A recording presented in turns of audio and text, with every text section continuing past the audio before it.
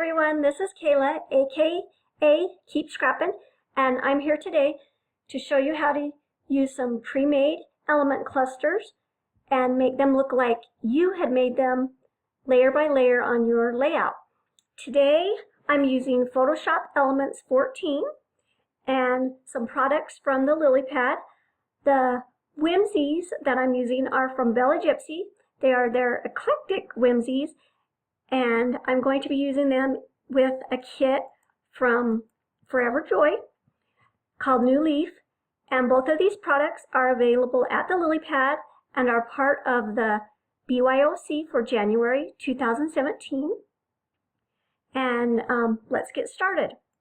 Here's my layout that I've started, and let me just turn off some of these layers so that we can show you what we're doing.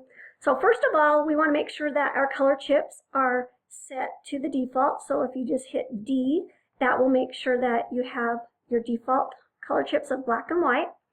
We're going to need that because we're going to be doing a layer mask. And so first of all, I'm going to, let's turn on the layer of the Gypsy Eclectic Whimsy.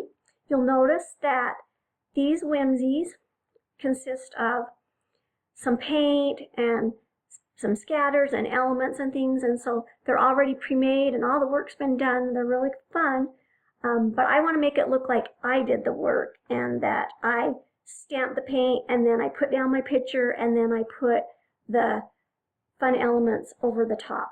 So the first thing that we're going to do is we want to use a layer mask and erase all this paint and these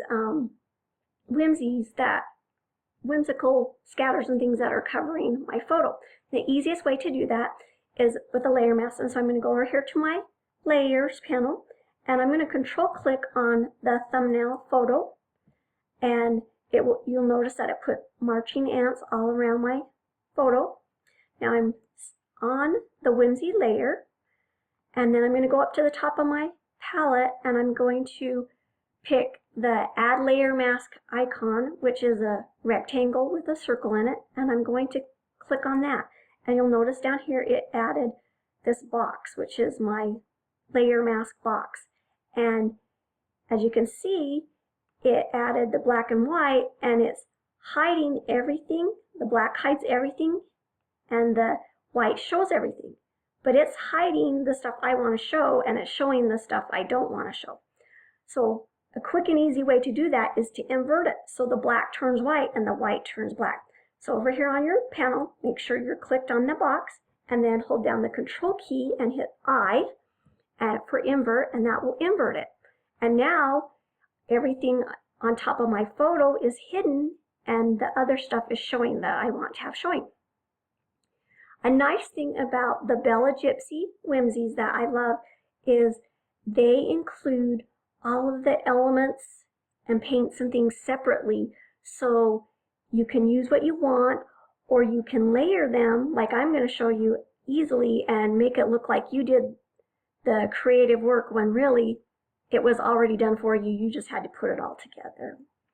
So what we're going to do is I want this coin wrapper to show up again, and so I add it to my layout, and you'll just add it to your layout, and then you'll just line it up right over the top of where it is in the Whimsy. Same thing with the butterfly. Bring it in and line it up over the top of your Whimsies. Now the Whimsies are already pre-shadowed. You can see that they've got some shadowing on them, and so the butterfly looks really good. It's already shadowed, but you can see on my, I'll come up here on my coin wrapper, you can see that the part that's not on the photo has a shadow, but the part that is on the photo doesn't have a shadow, and it looks kind of funky there. And so we want to add a shadow to it.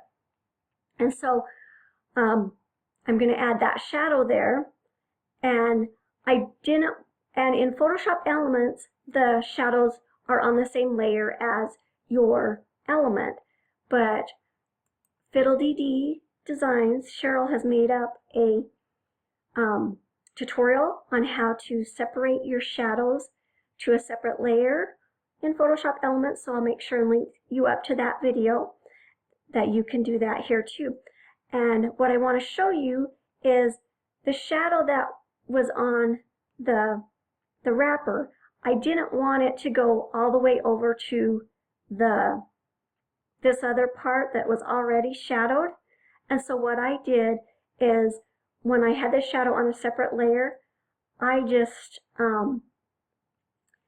went back and control clicked on my photo thumbnail again to get the marching ants, that's what they're called, sorry. And then I went to select inverse, and then that selects the outside part. And then I came back up to my, while the marching ants are still on, came back up to my shadow layer and then just hit delete. And so that makes it so that it only shadows over the photo. And then you can go Control D is the shortcut to deselect those marching ants to get rid of those marching ants. And you can see that now we've got this fun whimsy, and it looks like I've got the quarter wrapper over the top of the photo, and it looks like we've painted everything. And then I wanted to bring some of the flowers over to the other side, and so I added in this flower from the Forever Joy kit over the top of that fun octopus, and just so I had flowers on both sides to kind of tie it together. And it looks like it was always meant to be part of the cluster, but it was my own little touch to make it my own. I hope that you enjoyed this tutorial and that it will help you to play around with some of these pre-made elements and borders. You can do it with borders, you can do it with elements, you can do it with pre-made pages that have elements on it. There's so many possibilities, but just a fun way to use a clipping mask and make it look like it was always supposed to be part of the layout. I hope you have fun and keep scrapping, and see you soon. Bye.